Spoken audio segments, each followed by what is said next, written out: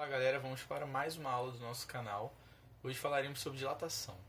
A dilatação linear, representada por ΔL, é o caso de dilatação onde eu considero apenas uma dimensão do corpo. Eu tenho aqui uma barra inicial L0, que é aquecida, uma variação de temperatura aqui, positiva, e chega a um comprimento final L, sofrendo uma variação ΔL. Eu posso calcular esse ΔL utilizando uma fórmula que foi descoberta experimentalmente, onde a variação de comprimento ΔL é igual ao comprimento inicial L0 vezes o coeficiente de dilatação linear, que está relacionado ao tipo de material que essa barra é feita, vezes a variação de temperatura Δθ. E eu posso achar o comprimento final dessa barra usando aqui L0 mais ΔL. Aqui no canto direito nós temos aqui o que representa cada letrinha aqui. Então L0, comprimento inicial, L, comprimento final.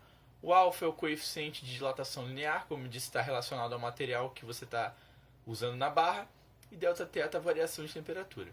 Vamos agora para a dilatação superficial, representada por ΔA.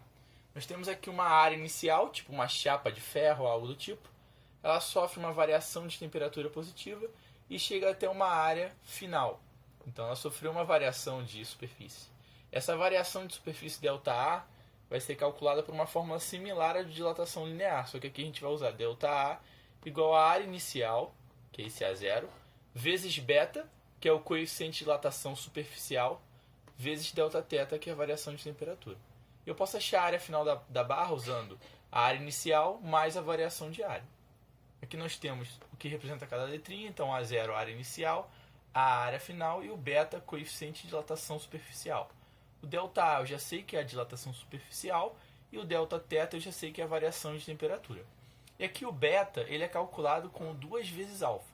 O alfa é o coeficiente de dilatação linear para uma dimensão. O beta tem 2 dimensões porque é uma área, uma superfície, então nós usamos 2 vezes o alfa. Às vezes o exercício ele te dá uma questão sobre área e dá o coeficiente de dilatação linear. Então você tem que multiplicar por 2 para achar o beta aqui. Por último, nós vamos falar sobre a dilatação volumétrica, onde nós temos 2 casos. A dilatação volumétrica é representada por ΔV.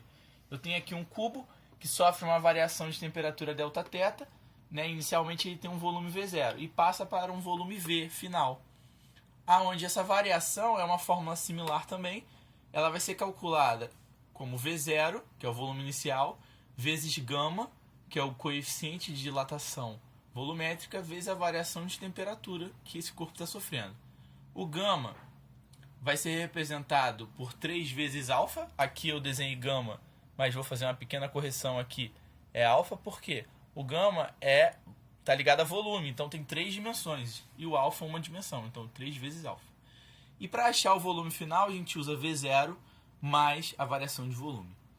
Aqui nós temos os índices, né? V0, volume inicial, V, volume final, e γ é o coeficiente de dilatação volumétrica. Só que nos líquidos, como a gente precisa de um recipiente para poder comportar o líquido, já que ele não tem forma definida, quando esse líquido sofre uma variação de temperatura, aparentemente parece que ele está transbordando aqui pelo ladrão e caindo aqui nesse potinho a quantidade total de volume que ele variou. Mas isso não é verdade, porque quando eu aqueço o líquido, eu tenho que aquecer também o recipiente. Então o recipiente também varia o seu volume. Para calcular o volume real do líquido, o quanto de volume ele variou, eu tenho que usar essa equação aqui.